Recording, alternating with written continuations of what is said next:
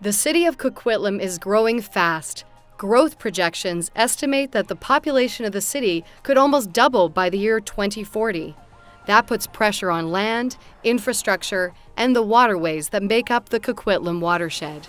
The pressures that the watershed faces are similar to many urban watershed systems across the province, and our work is aimed at working towards identifying strategies that can be used to help mitigate these pressures into the future.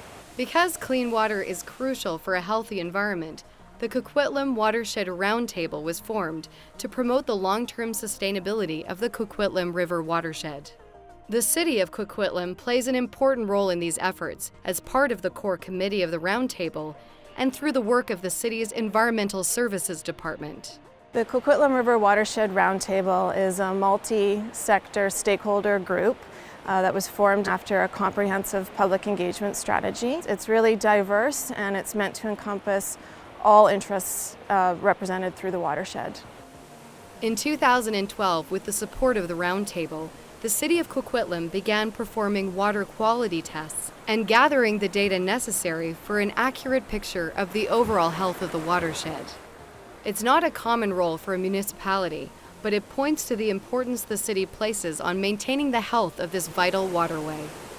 We're sampling each location for 5 consecutive weeks at 2 times in the year, one being during the dry season and one being during the wet season. The water quality samples are collected and sent to a laboratory and analyzed for common water quality parameters. In addition to the laboratory analysis, we also use handheld field equipment to take some real-time measurements. Those results are also compared to the same criteria. 0.63 NTU, very nice. So far, the results are promising. Many of you may know we put together an Endangered Rivers list for British Columbia for 20 years. And on virtually every year, the Coquitlam has been very prominent on that list, except for this year. Because of the right reasons, because of progress made, the Coquitlam dropped off the list, which was great to see. The main findings of the water quality monitoring for our first year in 2012 have indicated overall good health for the river system.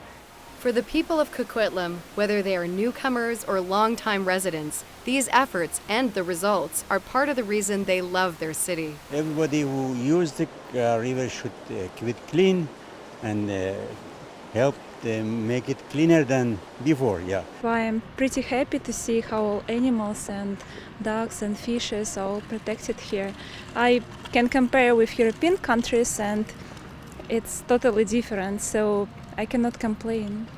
I think that there are people that are being thoughtful and careful enough that we still have things like salmon habitat and that sort of stuff, that hopefully those resources will still be there for our grandchildren and that to enjoy. Now the Roundtable will build on its initial success, developing a watershed management plan for the lower Coquitlam River. The city of Coquitlam is continuing its key role in the project during this second phase.